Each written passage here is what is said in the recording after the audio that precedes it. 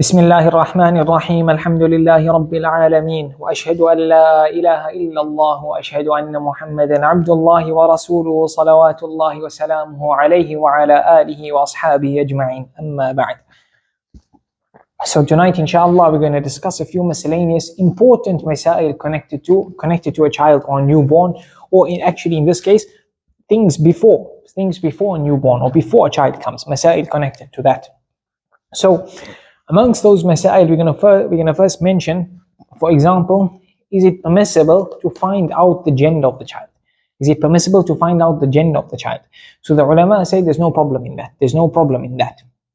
And there's no problem in finding out the gender of the child and knowing the gender of the child from the doctor, or using equipment we have today to find out the gender of the child. It doesn't oppose what's in the Quran about Allah saying وَيَعْلَمُ مَا فِي الْأَرْحَامِ. So Allah saying in the Quran that is Allah is the one who knows whatever is in the womb of the female.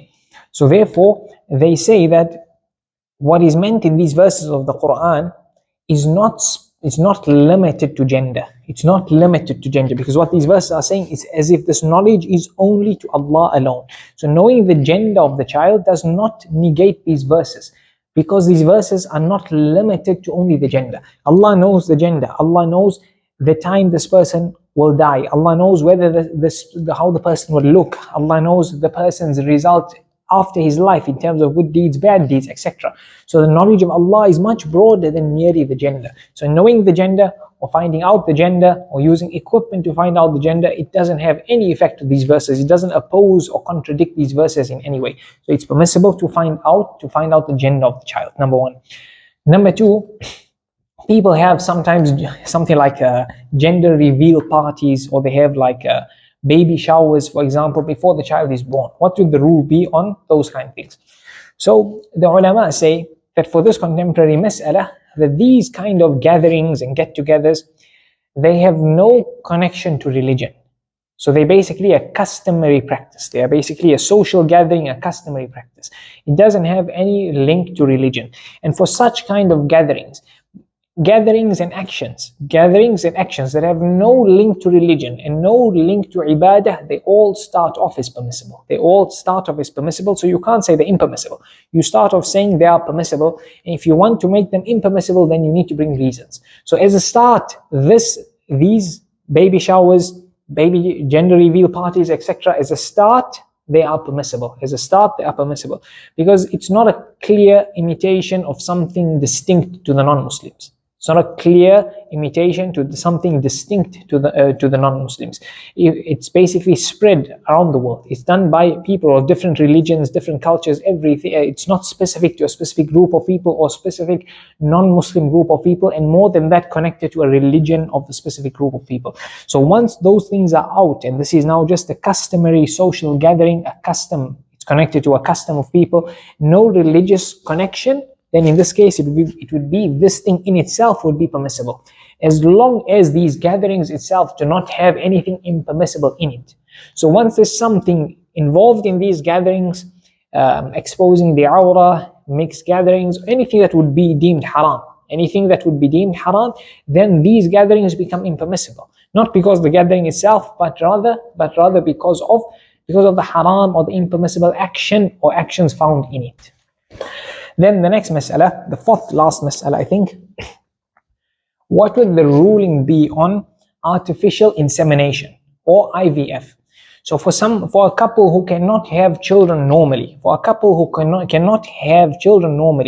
can they then get children through artificial insemination or IVF?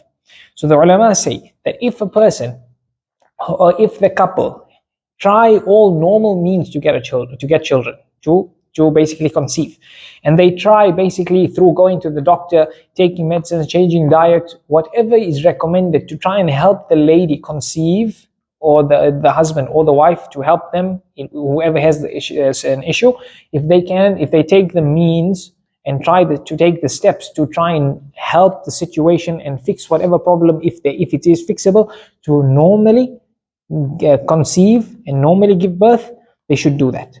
If after doing that there's still no hope, can they now go to these modern day medical means of impregnating a woman most commonly with artificial insemination or IVF, etc. So the ulama say, so the question would arise for this because this involves things that sometimes are questionable in the Sharia or impermissible in the Sharia. For example, the way how to get the sperm from a man, or the lady exposing her awrah, or the lady exposing her awrah. So the ulama say,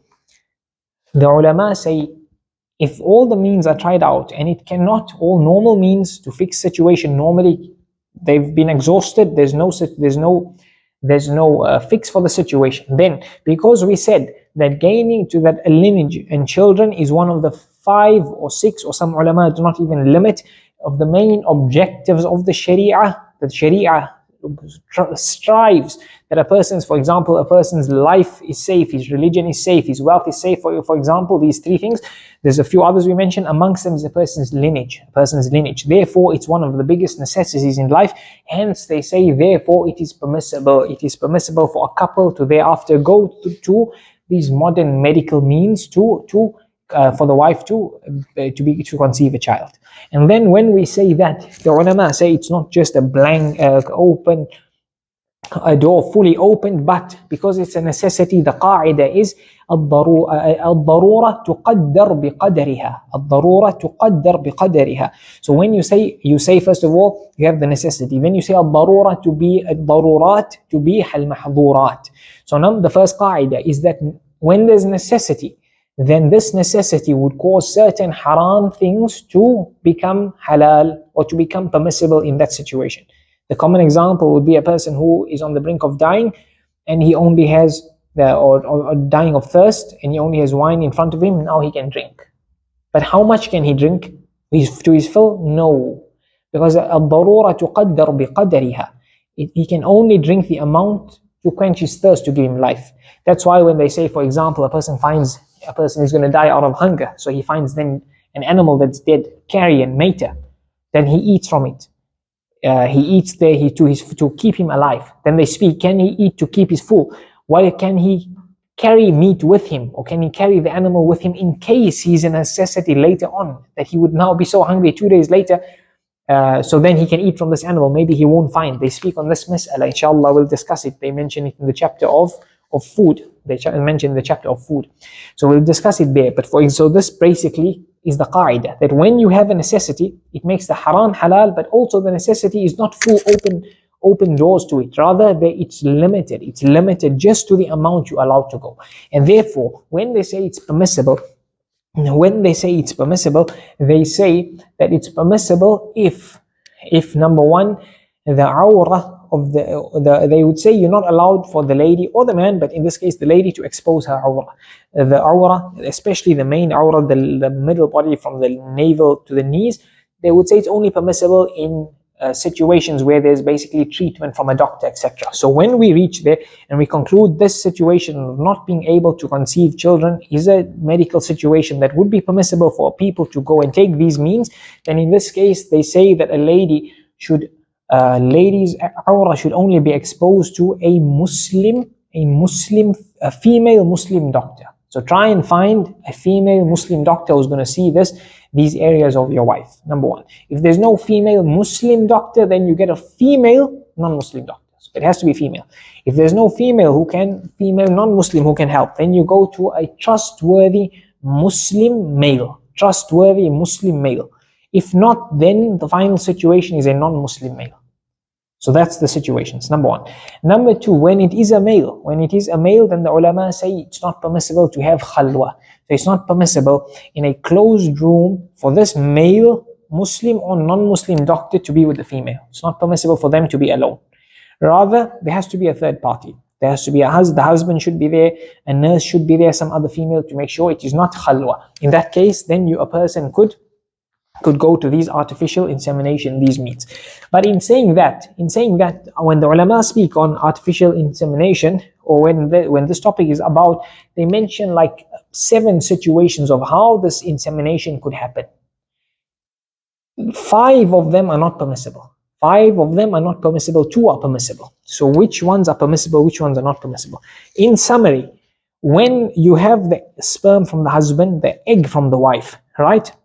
Anytime, so these are your two main components. When any of these two things are not going to be from a spouse, when they are not going to be from a spouse, impermissible.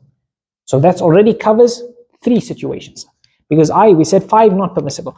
Either what happens, either the sperm is not from the husband, number 1, not permissible. Or it's not from the wife, not permissible, right? Or it's both of them are not husband and wife, not permissible. So that covers 3. Number 4 is the 4th situation, where if you are going to, because there's a few types. Number 1 is when you take out the sperm from the husband and they basically implant it into the place, into the womb of the lady, or the area that you implant it in the lady.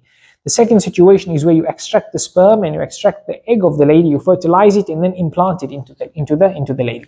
So you can do both ways. So now that's where situation 4 comes in, where what happens is they take the sperm from husband, they take the egg from the wife, and then it is fertilized and implanted into someone other than the wife. Implanted into someone other than the wife.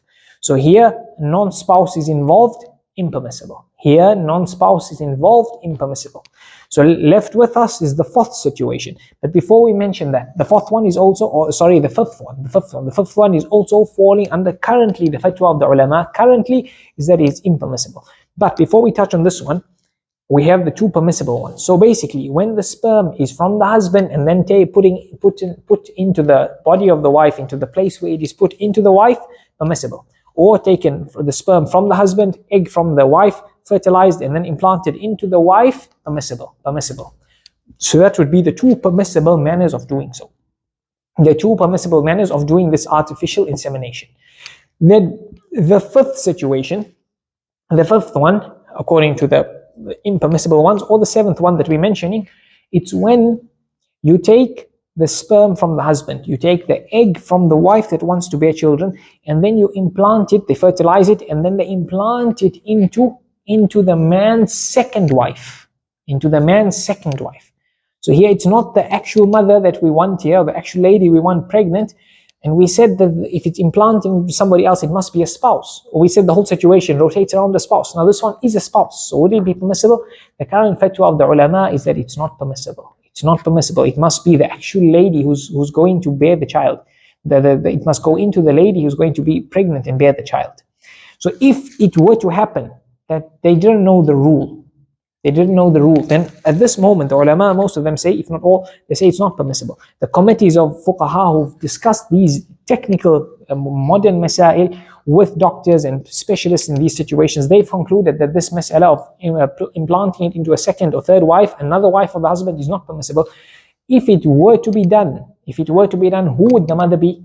So with many ulama saying the mother would be the lady from who the egg came from. In fact, it's the other way. They mention for you the sperm comes from the husband, obviously, and then the egg taken from another lady and then it's fertilized, and then this embryo is put into the lady who cannot have children. So in this case, who would be the mother? The mother that the egg came from. So it's not the mother we want to have children, but it's the other lady. So that's what most of the ulama say in a case where this happened. So now when we say this, so we've discussed the permissibility there. So now basically the man is going to basically get sperm is going to be taken from the man. So what's the ruling on freezing sperm, or for the lady freezing eggs? So the rule for male and female would be the same. So the ulama say, when the sperm is taken from the male, or even the eggs for the lady, I might mention one gender, but the rule applies the same for both. So in this case, for the male, when they take the sperm, the ulama say they should take the amount of sperm that they need. They should not take more. And if more is taken, and then what should happen here is that they should only use the amount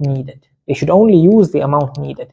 Now this extra sperm Can it be frozen? Can it be frozen so that at a later time they could basically use it to impregnate this lady or other ladies? Of course, we can't say other ladies because that would be haram. It falls under the 5 categories we mentioned. So that should not be a question. What about somebody else? No. But it can only be the wife. It can only be the wife. Can you then use it later for the wife? Here, many of the ulama, or the 3 opinions the ulama have. Number 1 is that it's completely impermissible. It's completely impermissible. Then these extra sperm, these extra sperm cells, you leave it to basically to die out itself. You leave it to die out itself. And other ulama say, and they say one of the main issues with this would be that in these sperm banks, there's not care taken to ensure that there's no mixing of the sperm.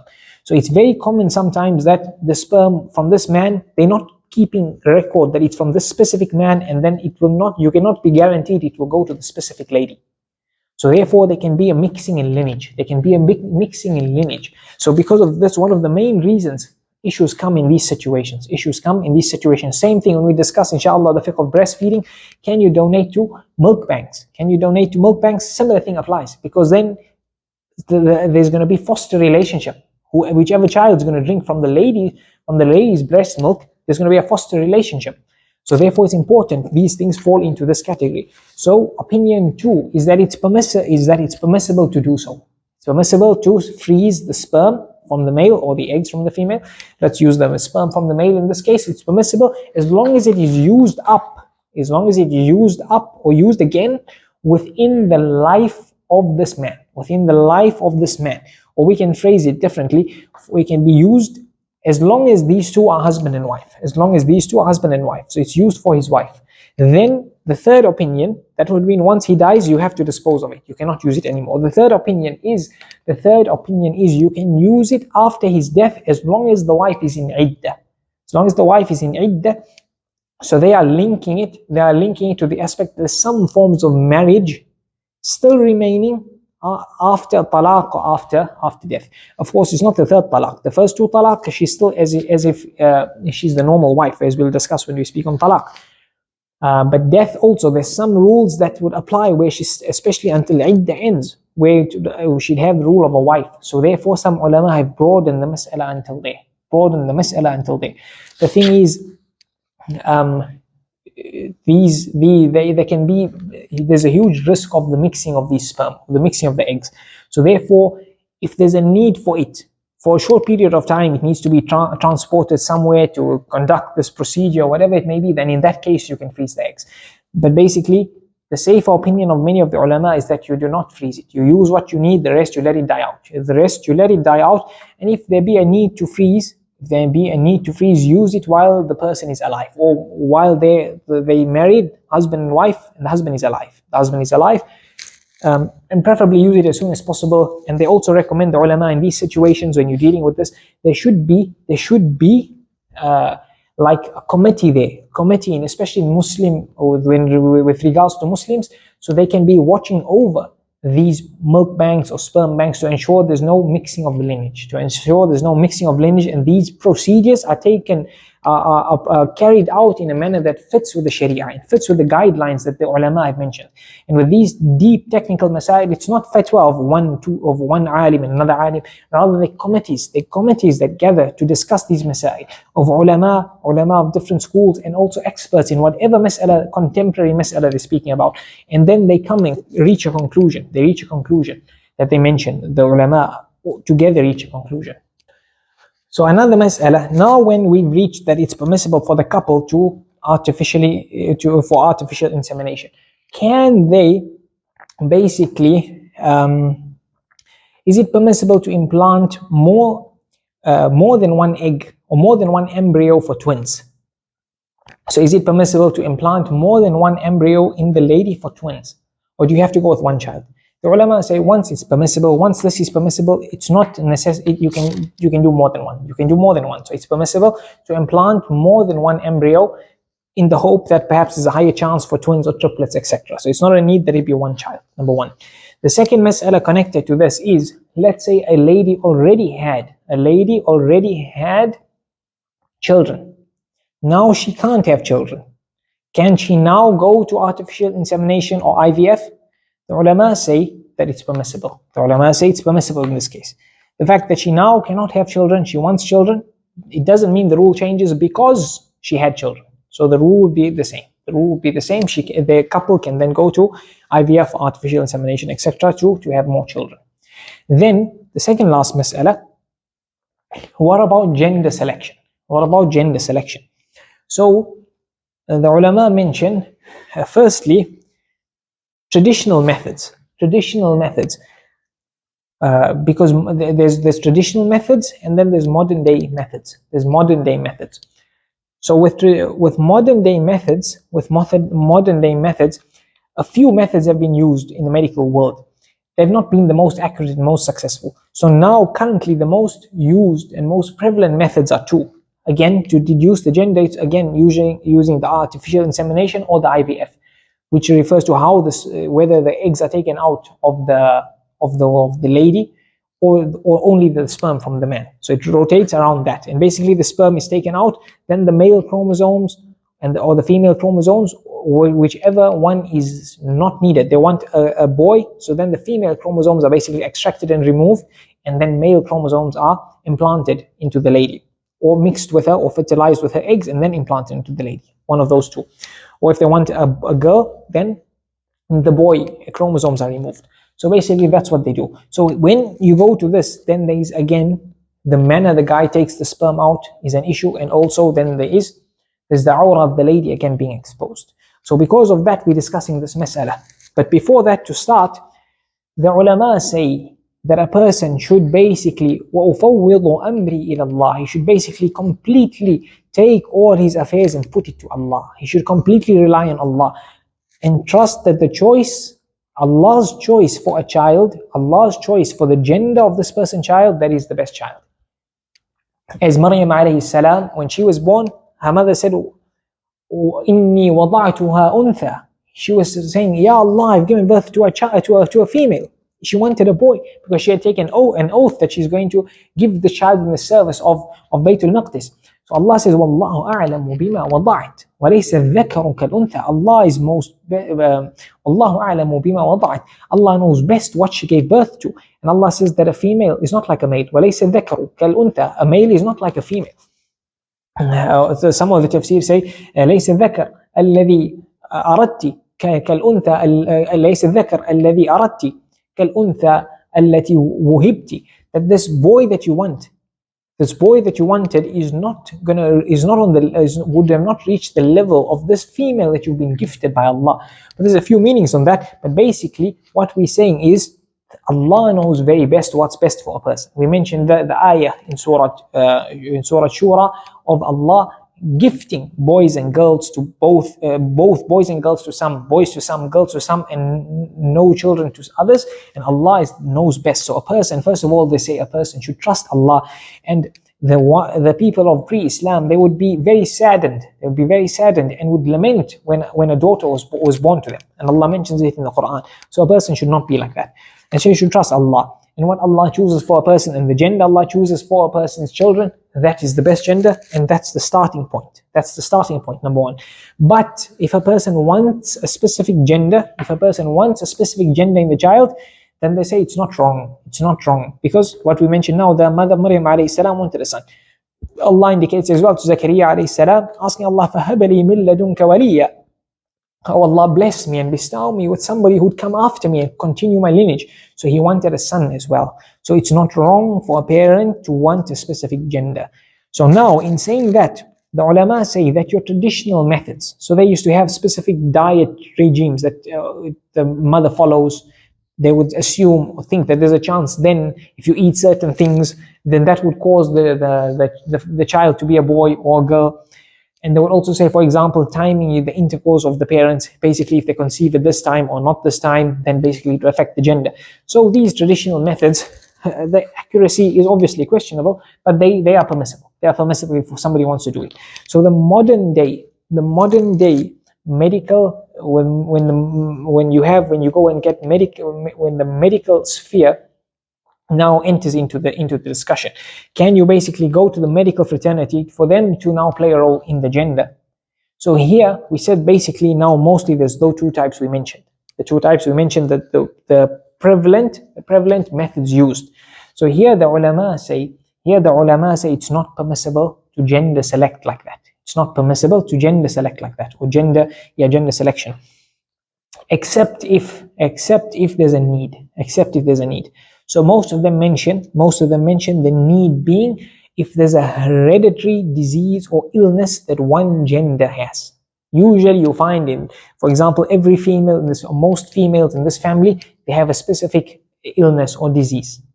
Then in this case, if there is a group of doctors, they mention 3 plus, and they all agree that yes, in this case it would be safer that this lady gives birth to a boy because the females are having issues, or boys are having issues, so this lady gives birth to a female.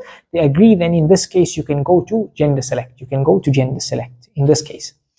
Some mention that even if a person has a few children, but they want, for example, a boy, and every child is a girl, and they've had 4 or 5 children, or they only have boys, they have 4 or 5 boys, they want a girl, and it keeps on coming to a boy, then some of them say you can in this case.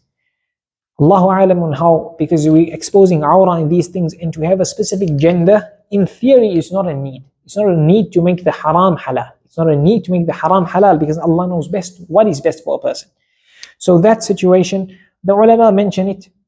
In that situation, a person can maybe seek fatwa, mention his situation to another alim. But in terms of mentioning this in a dars, in teaching, they mention it. So out of amana ilmiya, as they say, we mention this. So in that case, they say a person can then have the gender of the child selected. But that's when a person can have children normally. So when a person can have children normally, you cannot gender select except in that situation that we mentioned. Now, when there's a hereditary disease or illness coming through, or some say when the person has a few children and he has one gender and he wants another gender. The last situation is when the couple already are going to artificial insemination. That means through this IVF, they are already engaging in those things where the husband is going to take his sperm out through one or other means, and then the exposure of the awrah. In this case, these things are already found. So in this case, if they want to select a gender, it's permissible. It's permissible for them to select a gender. Then lastly, we mentioned the IVF for humans. What about artificial insemination for animals? It's very common in many animals, in cows, in horses, etc. The ulama say it's permissible. For artificial insemination for your animals. They say it's not a problem with that. And as for the Rasulullah sallallahu alaihi wasallam prohibited the price of asbil fahl. So basically, your stallion, your male animal, your male horse or male animal, he prohibited a person basically renting out this animal to basically copulate with the female, to impregnate the female. So basically he prohibited this action. But now when we're speaking of this insemination, they're basically extracting the sperm. So there's 2 different situations. So based on that, the reason why this prohibition to this renting out this horse or this cow to basically impregnate the female, they mention a few reasons. It's connected to the chapter of transaction. Inshallah, soon when we study the stipulations of a transaction, we're going to cover 2 or 3 things in the main stipulations of a transaction, where we'd see that in this case of renting out a male animal to impregnate a female animal, it would lead to things that would make a transaction invalid. But those things, when you're not knowing the amount and there's jahala and you're not sure of certain things, etc., these things are not found in artificial insemination between animals. So they say it's permissible, number 1. Number 2, the person carrying out the procedure, the vet or whoever, you're allowed to pay him. It won't fall into the hadith. So with that, we've covered some of these main masail, important masail, and connected to that, there are other miscellaneous masail that connect to a newborn. The other miscellaneous masail from fiqh-wise connected to a newborn. In reality, the fuqaha mention them in different chapters on fiqh. They mention, for example, if we're going to speak on certain things, I'm going to give examples here, but they mention it in other chapters. So we'll discuss them in detail when we come to other chapters, because they could be put few more details that we need to preface with or mention more because we don't know the backdrop to the other chapters. For example, they're going to mention the Masaa'il connected to, for a newborn, Masaa'il connected to a newborn, for example, holding the newborn, holding a child in salah, holding a child in salah. Because Rasulullah sallallahu alaihi wasallam did that. Rasulullah sallallahu alaihi wasallam held a child in salah. So that's a chapter, something they mention in salah, in the chapter of salah. And then, for example, the child could have impurity on the child. The child could have impurity on the child. So then holding that child in salah, because then you'd be holding impurity. So that's mas'ala connected to that. And it also connects to movements in salah. So the fuqaha would mention that it's allowed as long as the child doesn't have najasa and it's not too many movements. Rasulullah sallallahu alayhi wasallam would hold Umama, his granddaughter, radiallahu anha, I think that's her name, in salah, and when he used to go in qiyam, he used to hold her, and then when he used to go down for sajda, he used to put her down, then carry her again when he used to come back from salah, when he used to come back up from sajda. So that is something that some of the fuqaha, the Hanbali fuqaha recommend. They say it's permissible to do so, to hold your child in salah without too many movements, and obviously you must not know of the child be having any impurity on its clothing. Another mas'ala that they connects to this, for example, is the vomit of the child. The vomit of the child will be impure. The vomit of the child would be impure. It needs to be clean. But again, the Maliki madhab have a bit of an exception. That is, if the vomit did not change from how it looked when it went inside, when it went inside the mouth. So once it went past what we call the mouth, if it changed in how it visibly looks, then it would be deemed vomit and needs to be cleaned. So that's a mas'ala we touch on there. Then another mas'ala they would mention connected to a newborn is touching the private part of a newborn in terms of wudhu. Looking at the private part, they mention it also in the chapters of salah. But now for those fuqaha other than the Hanafi madhab, they mention touching a private part breaking wudhu. So it would connect to a lady touching the private part of the child when when the parent cleans the child, then he or she would touch the private part of the child. So, but we're not going to discuss it, because then when they say it, sometimes they have details on which part of the hand. Like the Shafi'i scholars saying, if you were to put your hands together like this, touching the inside of your hands to each other, that's the part that if you touch your own or somebody's private part, but that part of the hands, then the wudu breaks. And if it's with the side of the hand or the back of the hand, then it won't. So that's where there's extra detail. So we won't mention it here, otherwise it will become a bit too many details and too technical. It would be too long actually, not too technical actually. And so that connects to that. And perhaps there's more scope for that because it happens so much to a lady to clean the child. Then maybe there's scope for umum al-balwa, when things affect many Muslims and recurring, then this religion necessitates ease. So that's a mas'ala connected to that. Another mas'ala is the breast milk of a lady. The fuqaha say that is pure. The breast milk of a lady is pure. Another mas'ala they speak about connected to the newborn, for example, would be the urine of a newborn, the urine of a child, specifically before it starts craving food, before food becomes its diet. While its diet is basically milk, even though it eats here and there's something solid, but while its main diet is milk, here there's a difference of opinion how to clean the urine of the boy, not the girl. So they say it's impure, but they would allow, some of the fuqaha would allow that you do not need to wash, but you can sprinkle water over the area where the young child, the young boy, basically urinated. Specifically connecting to salah, the place where you pray, or the lady, or on the clothes of the person cleaning the child that wants to pray. So then they again mention details. What's the difference between washing and spraying it, or sprinkling water on? So they mention it there again in different chapters, but we're just indicating to the Masaa'il now. Another mas'ala they mention is basically child vomit. So then the saliva of the child would have been mixed with vomit, and vomit is impure. So then what if the spit of that child, then the saliva of the child who just vomited gets on the mother or the father or anyone else on the clothes? So here the fuqaha say that this is type of impurity that would be overlooked. So they say that the saliva in the child, as it comes in the mouth and is produced, it would necessitate that it cleans the mouth. And Ibn al-Qayyim rahmatullahi alayhi, he mentions that if Rasulullah sallallahu alayhi wasallam told us to overlook the saliva of the cat, of a cat, because the cat constantly is around humans, so it will drink in where a human may drink, or it may lick, for example, then Rasulullah sallallahu alayhi wasallam said we overlook it because إنما هي من الطوافين عليكم والطوافات, because it's constantly near humans, it's constantly with human interaction, so you overlook there. So definitely for a child. Another mas'ala they mention connected to a newborn is, or connected to children more so, is giving gifts to children. And that is a mas'ala they speak on in the chapter of transactions, when they speak in the chapter on gifts. And the mas'ala floats around whether it's wajib to be equal to all your children, or it's wajib to be just between your children. Rather, let's phrase it like that. So the why and how is justice found between male and female child, or is it mustahab? Then there are some cases where it's not even mustahab to be equal, or it's not makruh to not be equal, like the Hanafi fuqaha mentioned. So there'd be many other details. So the fuqaha do not mention it in this chapter of a newborn. In the chapter of a newborn, they mention naming and aqiqah and cutting the hair, etc. But these other masail, they scattered around the fiqh book. So inshallah, when we get to them, we'll discuss them in details. For now, we just indicated to them in terms of the equal or being just between the children, especially in gift giving. Some of the Salaf were so strict on it to be sure they're equal to the children, to such an extent they would try and be equal when kissing the children. They try to be equal to the children when kissing the children. So forget the fiqh ruling, they had further foresight to realize, yes, it's mustahab or wajib, whatever it may be, but just the heart of the child. Why is my father or mother showing more affection to that child? It will affect the child.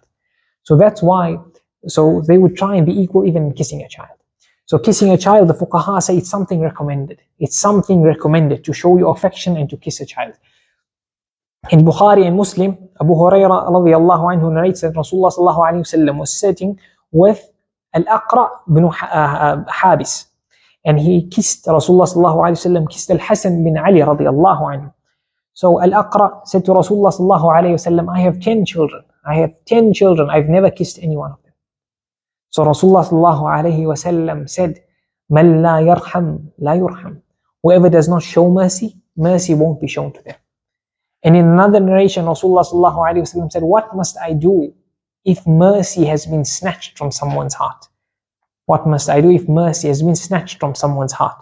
So this is another aspect the fuqaha mentioned, and that is to be equal to your children, even in kissing, or not. They don't mention this, but some of the Salaf were strict on it, on equality to children, or being just between your children, even to this.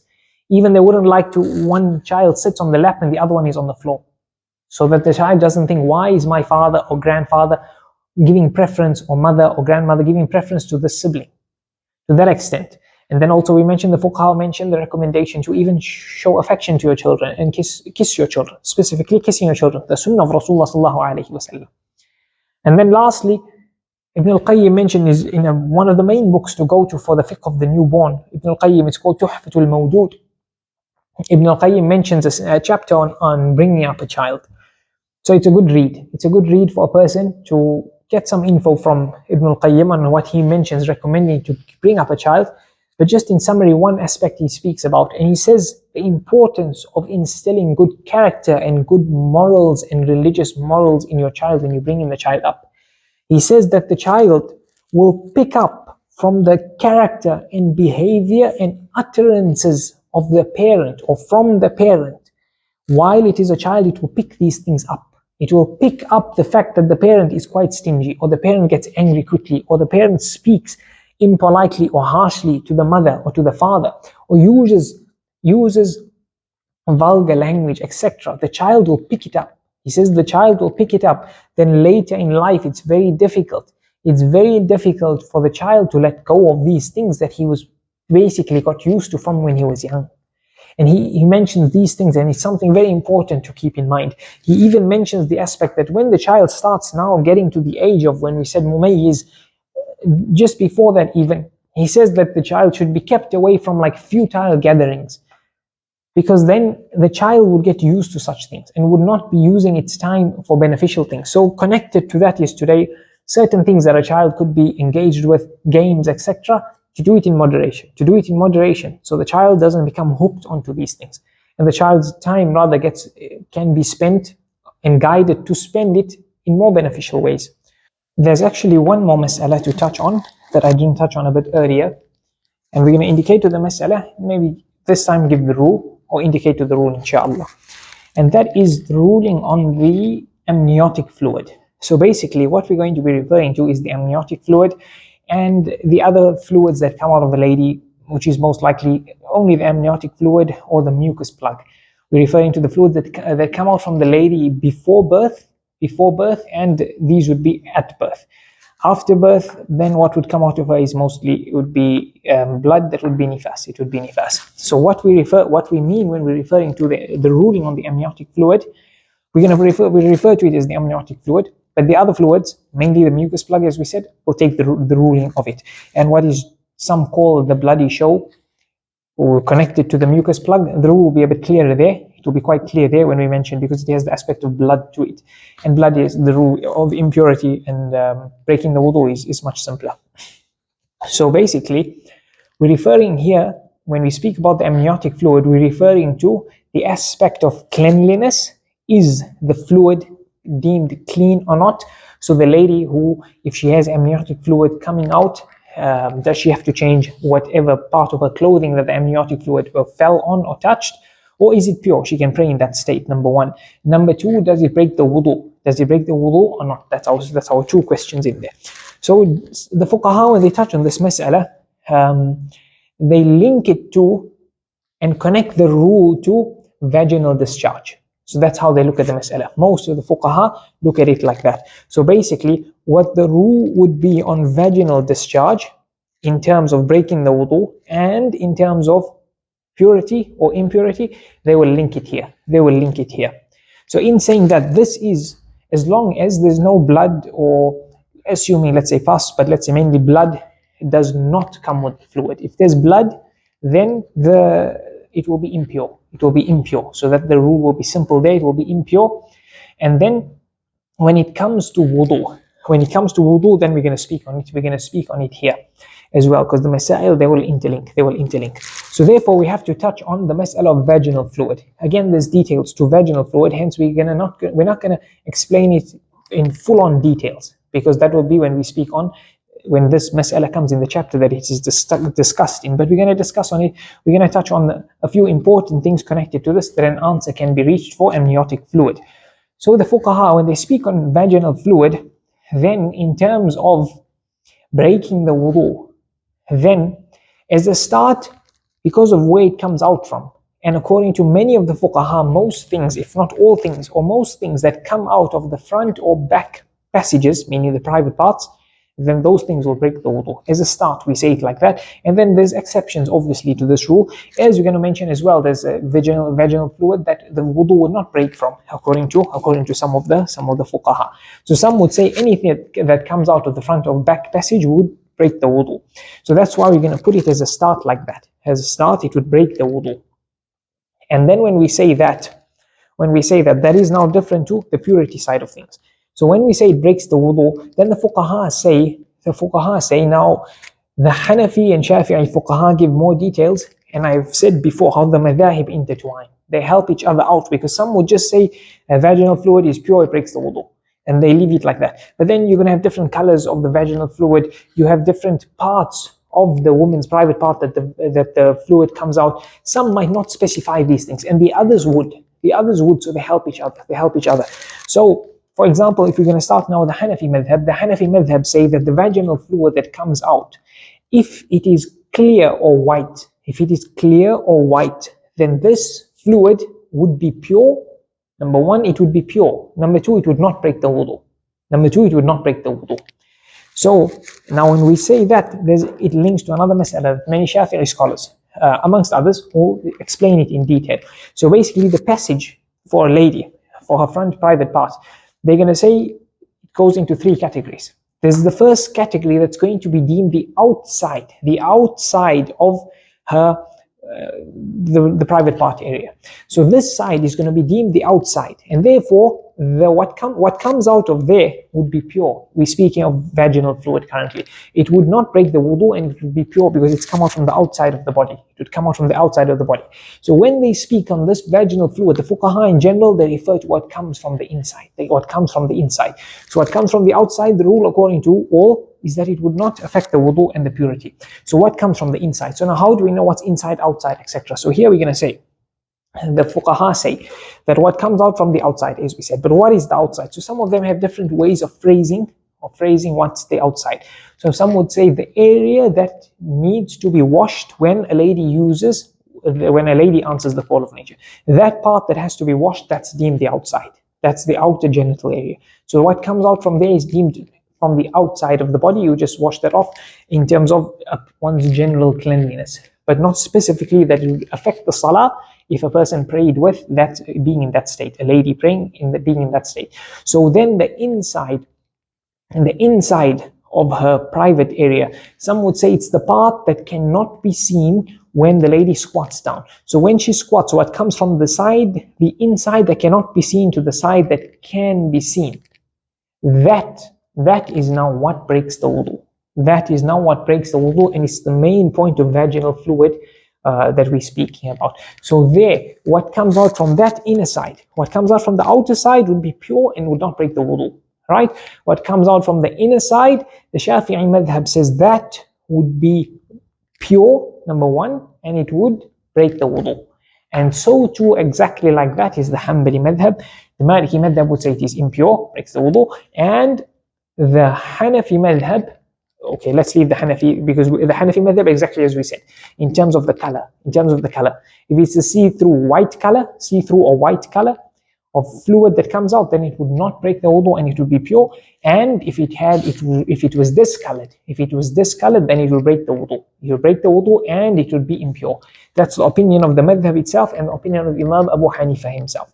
Other Hanafi scholars, Imam Muhammad, Imam Abu Yusuf, they deem it impure. So in the Hanafi madhab themselves, along with Hanbali, along with Shafi'i, there's also difference of opinion whether this, or the second opinion in all three schools is that it is impure. It is impure. Then there's a third level, and that is so we said the second area. There's another way some phrase it, and they say that the area where the penis reaches when it penetrates, that's the area deemed the inner side. That's still category 2. So if what comes out from there would be pure in the Shafi'i madhab and will break the wudu, same Hanbali, impure in Maliki, exactly as we said just now. So then the third depth is now from inside there, what comes out from there. They say here the penis cannot reach when it penetrates. And it's there, what comes out from there in the Shafi'i madhab, it would break the wudu and there it would be impure. So with vaginal fluid, the Shafi'i scholars say, if you're not sure what comes out, you deem it pure. So that's a good principle a lady can have. If she's not sure, she deems it pure. And then what also helps is the Hanafi madhab, saying if it's discolored, then you take it as impure and breaks the wudu. So a lady can work with those things. So now the mucus blood comes from even deeper in, but it comes now not from a genital area, but from the womb. And same too with the amniotic fluid, it comes from the womb.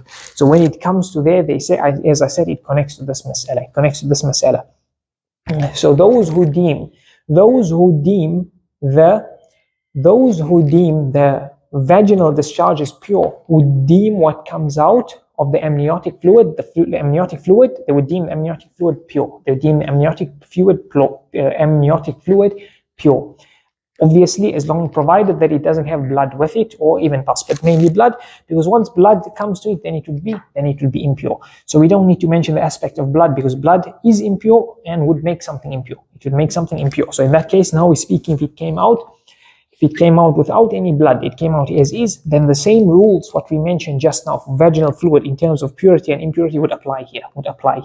So therefore, the lady who sees amniotic fluid before labor, she'd not be in the state of nifas.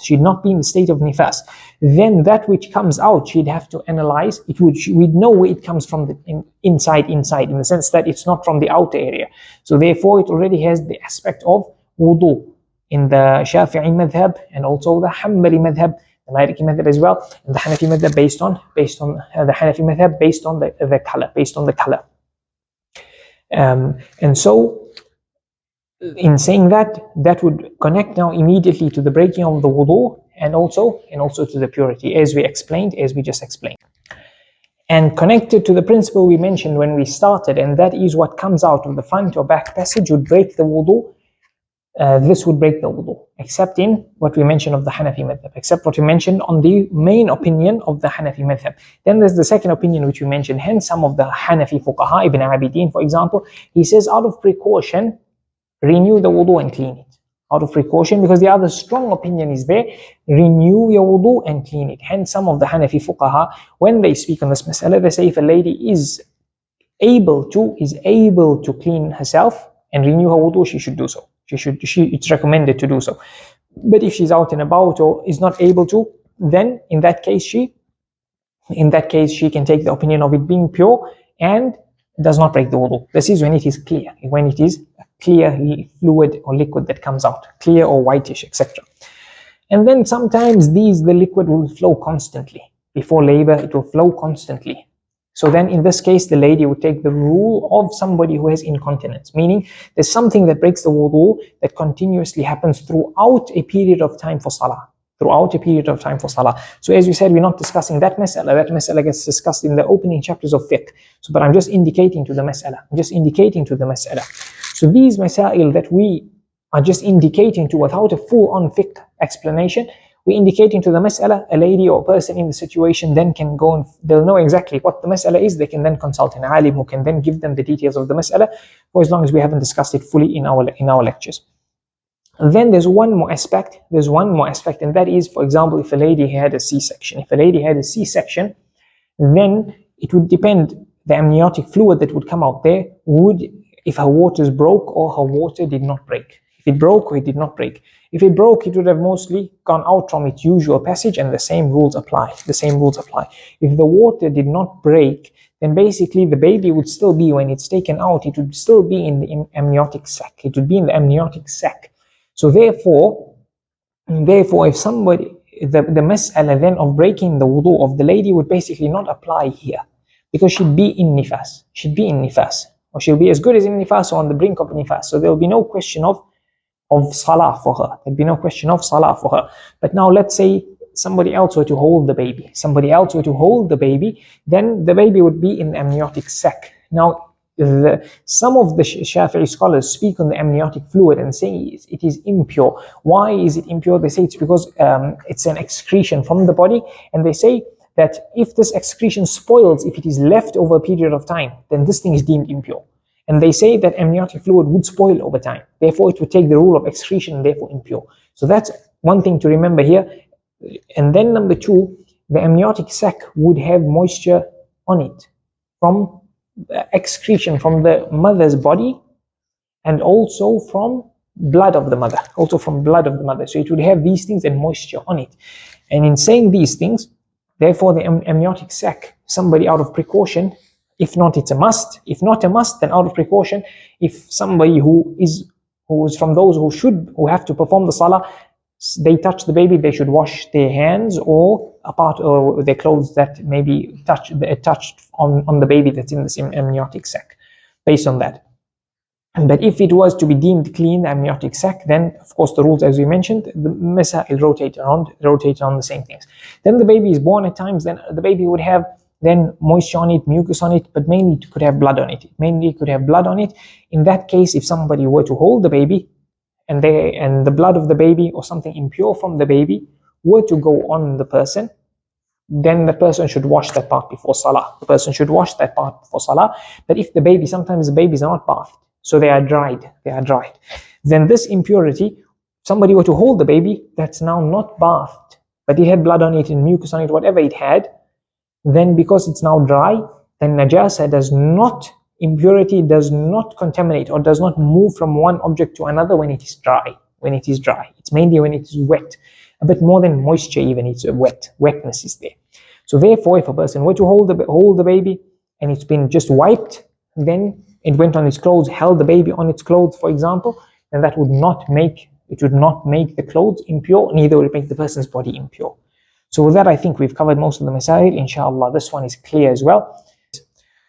So we ask Allah Azza wa Jal to bless us and to forgive us and to teach us that which benefits us, to benefit us with that which He teaches us. And we ask Allah Azza wa Jal to grant us offspring that are the coolness of our eyes and make us the coolness of our parents' eyes. وصلى الله وسلم وبارك على نبينا محمد وعلى آله وأصحابه أجمعين والحمد لله رب العالمين.